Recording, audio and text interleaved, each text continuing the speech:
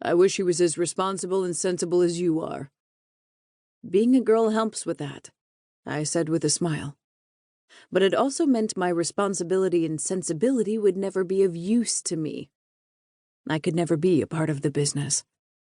Dad nodded, his face becoming protective. "Don't worry about any of this, Princess. You have enough on your plate with college and your engagement and wedding party planning." He trailed off as if he was at a loss what else I did in my free time.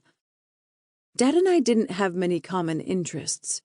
Not because I wasn't interested in familiar business, but because he didn't want me involved. He tried to show interest in the things he thought I liked instead, and I pretended to like them. The engagement party is already planned, and there's still plenty of time until the wedding. Our engagement party was scheduled in 2 weeks, even though we'd been engaged for almost 2 years. But the wedding was still another 2 years away. A meticulously planned future lay ahead of me.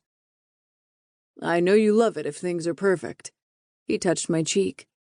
"Will Giovanni come over?" "No," I said. "He's too busy." Dad's brows pulled tight. "I can call Francesco and tell him to give Giovanni a couple of days off if you want." "No." Dad's eyes tightened with suspicion.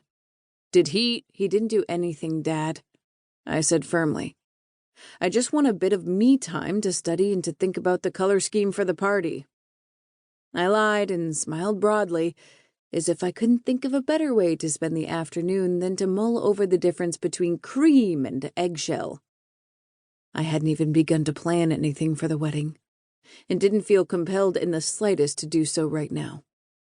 After a few days of relaxation after the birthday party planning, I'd probably feel more enthusiastic. Amo came out of the house with a plate stacked with 3 sandwiches, while already stuffing his face with a 4th. If I ate like that, I could kiss my thigh gap goodbye. Dad kissed the top of my head again before he and Amo headed down to the jetty to discuss familiar business.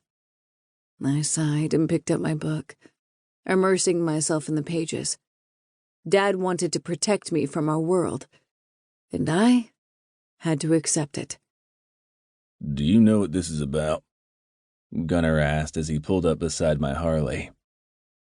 I swung off and ran a hand through my tangled hair. It was the shortest I'd ever worn it, only long on top so I could brush it back, but the helmet still made a mess out of it. Earl didn't say anything to me. Gunnar got off his bike, an older model with plenty of chrome. My bike was an all-black fat boy. Even the spokes were matte black. The only dash of color was the small Tartarus MC script stitched into the leather seat in blood red and the hellhound beside it. It was the 4th home base we'd had in the last 2 years. Vitiello and his men kept sniffing them out, so we had to abandon them frequently. There wouldn't be another massacre.